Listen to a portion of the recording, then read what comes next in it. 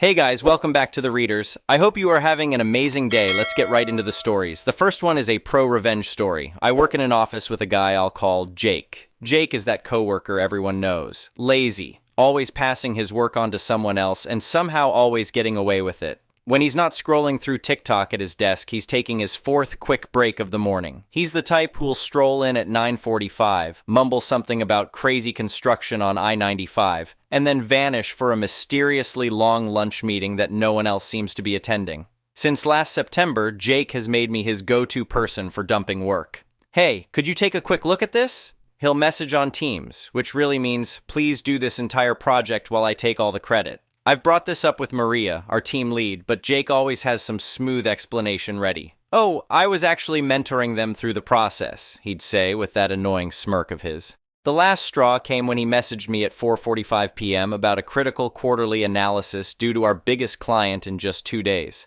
Listen, he said, leaning over my cubicle wall one morning. I'm really swamped with the Johnson account. Could you help me out? It'll only take an hour, tops. I looked up from my screen. Sure, Jake. Quick question, though. How comfortable are you with Excel? Some of these formulas can get tricky. He waved dismissively. Oh, I get by. Just the basics. Perfect. The next time Jake tried to offload a stack of spreadsheets for his upcoming presentation, I agreed with unusual enthusiasm. No problem at all. Happy to help a teammate out. But this time, I carefully embedded a series of hidden formulas throughout the documents. Nothing too obvious, just enough to subtly alter the numbers if someone didn't know to check for hidden cells. The real magic happened whenever Jake would try to copy and paste the data into his presentation. The numbers would shift just enough to make everything meaningless. On presentation day, Jake spent the morning chatting with the new intern about his weekend plans, confident that I had everything handled. When the client called, furious about the nonsensical data in their report, Jake's face went pale. I don't understand, he muttered, frantically clicking through the spreadsheets at his desk. These numbers were fine yesterday. He practically ran to my desk. Something's wrong with the spreadsheets, I put on my most concerned face. Really? That's weird. Maybe it's a Microsoft 365 update issue? They just rolled out some changes last week. Can you fix it? He asked, his voice cracking slightly. I'm actually slammed with the Morgan project right now, I replied, mirroring his usual excuses. Have you tried clearing the cache? Maria called him into her office later that afternoon. Through the glass walls, I could see Jake gesturing desperately, but for once, his smooth talk wasn't working. He left with a 2-week unpaid suspension and a final warning. These days, Jake's surprisingly efficient at managing his own workload. The next one is an entitled people story. What happened to me over the past 8 months still feels surreal, like something out of a bad movie. But I have all the documentation to prove it really happened, and I need to share this story to warn others about protecting their property rights. It all started last May when I inherited a vacant lot from my grandfather. The lot is in a nice suburban area about 30 minutes from where I live. Grandpa had bought it as an investment property back in the 1970s, but never ended up building on it. He just paid the taxes and kept it maintained, figuring it would appreciate in value over time. He was right. That area has developed a lot over the decades, and the lot is worth quite a bit now. I had mixed feelings about inheriting it. On one hand, it was a valuable piece of property. On the other hand, it meant dealing with property taxes and maintenance. I decided to hold on to it for a while and figure out what to do later. Maybe build my dream home there eventually, or sell it when the market was right. The lot is at the end of a cul-de-sac, bordered by houses on either side. I drove by every couple of weeks to check on it and make sure everything was okay. Nothing exciting ever happened, until that day in August when I pulled up and saw construction equipment on my property. I literally did a double take. There was a concrete foundation being poured for what looked like a decent-sized garage or workshop. My heart started racing as I parked my car and jumped out to investigate. A couple of construction workers were there and they looked confused when I approached them. Excuse me, what's going on here? I asked, trying to keep my voice steady despite my rising anger. One of the workers, a middle-aged guy in a hard hat, replied, We're building a detached garage. Should take about 3 weeks to complete. Who authorized this construction? I demanded. The homeowner, Karen Mitchell at 425 Pine Circle, he said, gesturing to the house next door. She's got all the permits lined up. I felt my blood pressure rising. This is my property. I inherited it from my grandfather. No one had permission to build anything here. The workers exchanged worried glances. The first guy pulled out his phone and called someone, walking away to have a hushed conversation. The other worker awkwardly avoided eye contact with me. A few minutes later, a woman with highlighted blonde hair came storming out of the house next door. She marched right up to me with an annoyed expression. "What seems to be the problem here?" she asked in a condescending tone. "The problem is you're building a garage on my property without permission," I said firmly. She laughed dismissively. "Oh, honey, I think you're confused. This is my land. I bought it from the city last year." "No, you absolutely did not. I inherited this lot from my grandfather, Thomas Miller. I have all the paperwork to prove it." Her face tightened. "Well, I have permits for this construction. Everything is properly filed with the city." "Show me," I challenged. She hesitated. "I don't have to show you anything. This is my property and I'll build whatever I want on it." "Stop work immediately," I told the construction crew. "I'm calling my lawyer and the police." "Don't you dare interfere with my construction project," Karen snapped. "I'll sue you for damages if you delay this." I pulled out my phone and called the police while Karen continued ranting about her permits and threatening legal action. When I mentioned getting my lawyer involved, she stomped back to her house and slammed the door. The police arrived about 20 minutes later. I showed them my deed and property documents on my phone. They told the construction crew to halt work until ownership could be verified. Karen refused to come out of her house to talk to the officers. I immediately called my family's lawyer, Jim Patterson, who had handled my grandfather's estate. He was as shocked as I was about the situation. He advised me to file for an emergency injunction to stop construction and said he'd start investigating how this happened. What we discovered over the next few days was infuriating. Karen had indeed filed for building permits, but she had deliberately misrepresented the property lines on her application. She claimed my lot was part of her property and submitted altered documents to support it. The city employee processing the permit request hadn't cross-referenced property records thoroughly enough to catch the discrepancy. Jim filed for an emergency hearing and we got a temporary restraining order halting any further construction. Karen was forced to appear in court, where her story kept changing. First, she claimed she thought it was her property. Then she said she thought it was unused city land. Finally, she admitted she knew it was privately owned, but assumed an absentee owner would never notice or care about her small garage. The judge was not impressed. He made it very clear that her actions constituted willful trespassing and fraud. He ordered her to remove all construction materials and restore the property to its original condition at her expense. But Karen wasn't done fighting. She filed appeal after appeal, trying to delay the inevitable. She claimed financial hardship. She claimed adverse possession, which was laughable since she'd only lived there 3 years. She even tried to argue that my grandfather had verbally agreed to let her use the land. He'd passed away before she even moved to the neighborhood. Meanwhile, that ugly concrete foundation sat there collecting water. Jim advised me to document everything meticulously. I took photos and videos showing the damage to my property. I got statements from other neighbors about Karen's history of entitled behavior. One elderly couple told me she'd tried to claim part of their backyard as hers by moving their fence while they were on vacation. The legal battle dragged on through the fall. Karen seemed to think if she made it difficult enough, I'd give up and let her have her way. But I was determined to stand my ground. This wasn't just about a garage anymore. It was about holding someone accountable for their blatant disregard of others' property rights. In November, we finally got a decisive ruling from the judge. Not only did Karen have to remove all construction materials and restore my property, she was ordered to pay substantial fines for submitting fraudulent permit applications. She also had to pay my legal fees and damages for trespassing and property damage. This court takes a very dim view of attempting to appropriate private property through deception, the judge said sternly. The defendant's actions show a pattern of willful disregard for property rights and abuse of the permitting process. Karen's face was bright red as the judgment was read. She refused to look at me or her lawyer.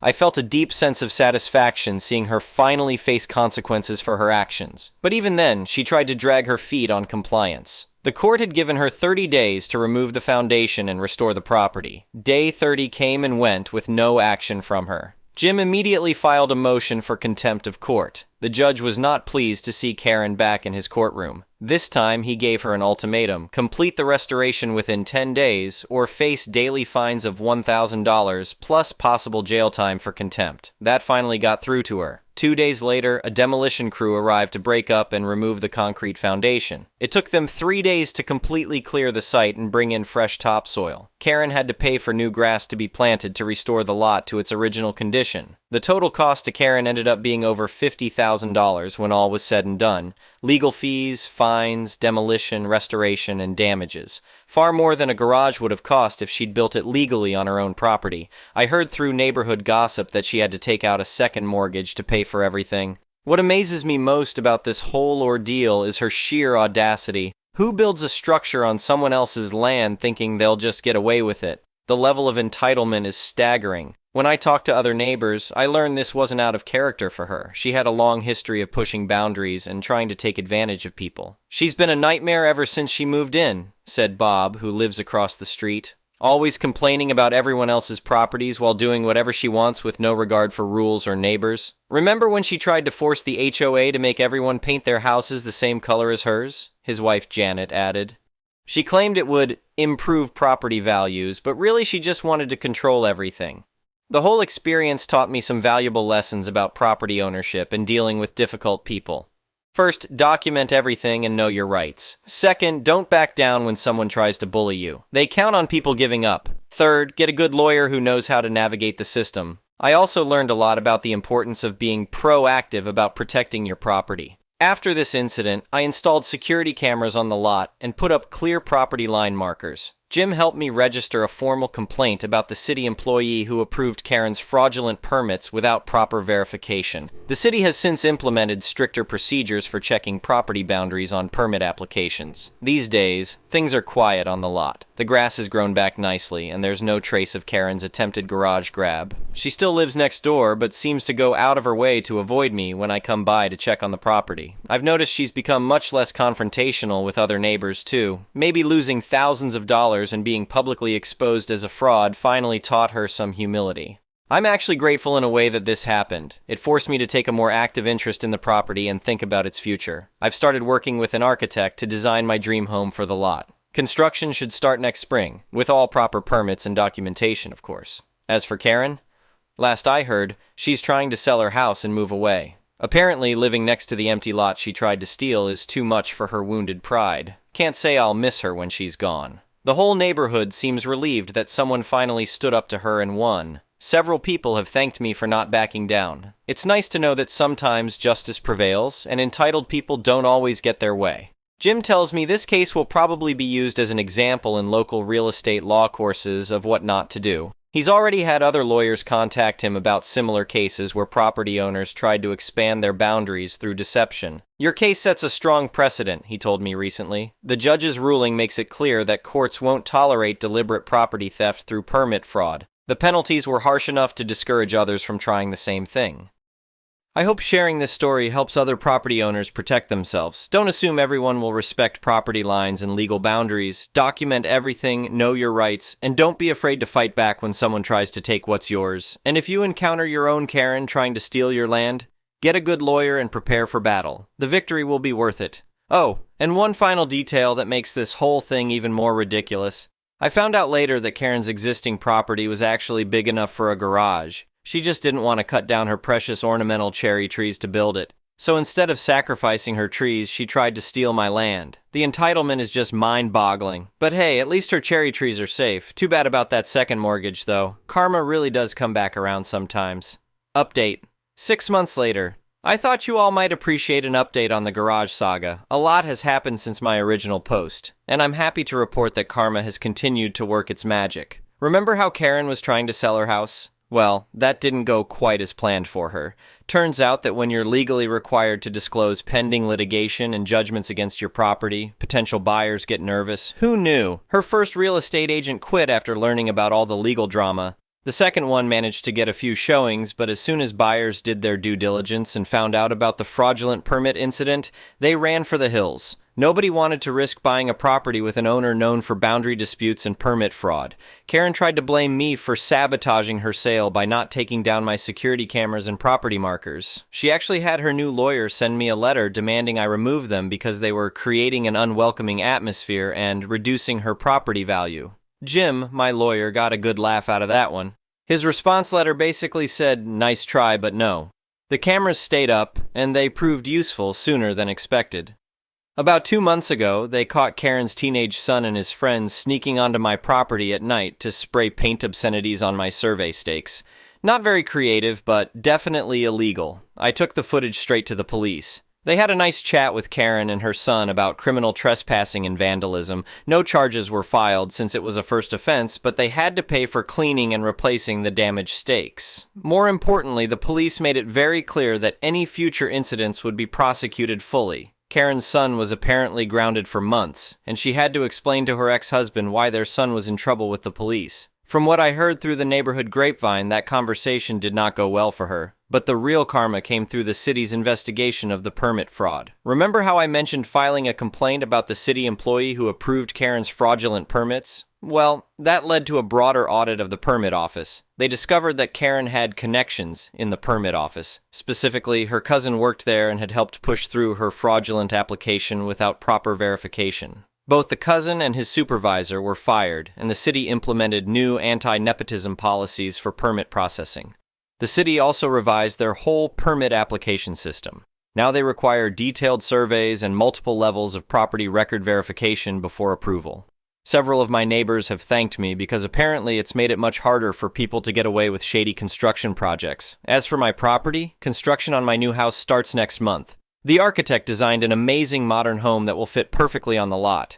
And yes, we've triple-checked all property lines and have every permit properly documented. Karen still hasn't managed to sell her house, even after dropping the price 3 times. She's become a bit of a local cautionary tale. People literally point out her house to visitors while telling the story of her failed land grab. The cherry trees she was so desperate to protect, they got damaged in a storm last month. The irony of losing them after all the trouble she went through to keep them has not been lost on anyone. I've had several neighbors tell me they're glad I fought back against her behavior. Apparently, she had been gradually pushing boundaries and bullying people for years, but nobody wanted to deal with the confrontation of standing up to her. "You showed us all that it's worth fighting back against entitled people," Janet from across the street told me. "This neighborhood is so much more peaceful now that she's learned she can't just do whatever she wants."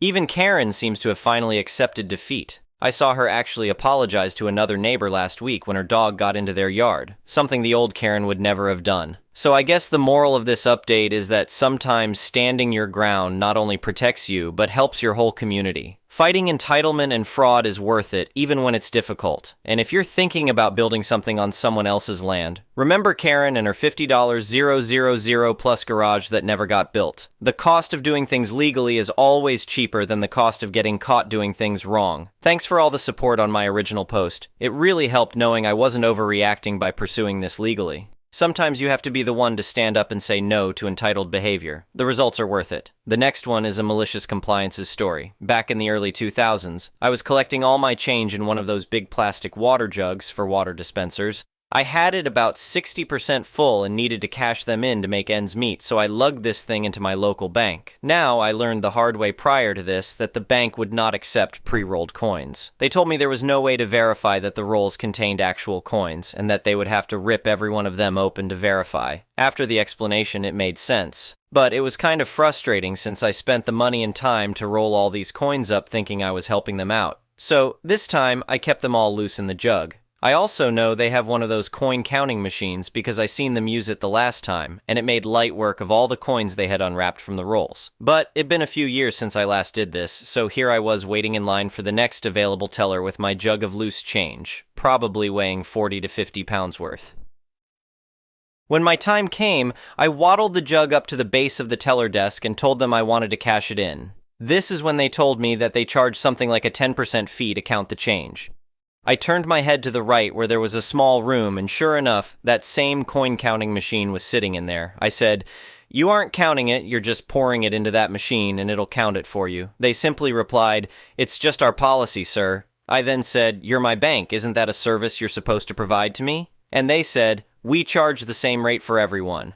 So I asked how much change they would take without charging me the fee, and they said $50. So I knelt down, tipped the jug over, and poured as much of it into my hand as possible and put a couple handfuls worth onto the counter. Looking perturbed, she counted it all by hand and gave me maybe $22 and some change. I put it into my wallet, grabbed my jug, and dragged it to the back of the line behind 2 other customers. When it was my turn again, I waddled up there, knelt down, and placed a couple handfuls of coins on the high counter. When I stood back up, you could tell she was pretty perturbed about what I was doing and eventually just gave in. She told me to bring the jug over to the swinging door at the end of the desk, and with the help of another teller, they started pouring it into the coin machine. I made the point to tell them that I knew almost to the cent how much was in there, so don't try to pull any fast ones on me. About 10 minutes later, it had chewed through all the coins, and the total came to within a few bucks of my own count. Might have had a handful of Canadian coins in there or some likely miscount due to worn coins. I remember it ended up be over $1,000 in pocket change, but I can't recall the actual total. But that was the last time I saved coins. Nowadays, I hear most banks won't do this at all and will just refer you to those coin counting machines you see at hardware stores or Walmart that rob you of a large percentage of the total. Thank you for watching. I would really appreciate it if you could like the video and subscribe to our channel if you haven't already. We'll see you again tomorrow.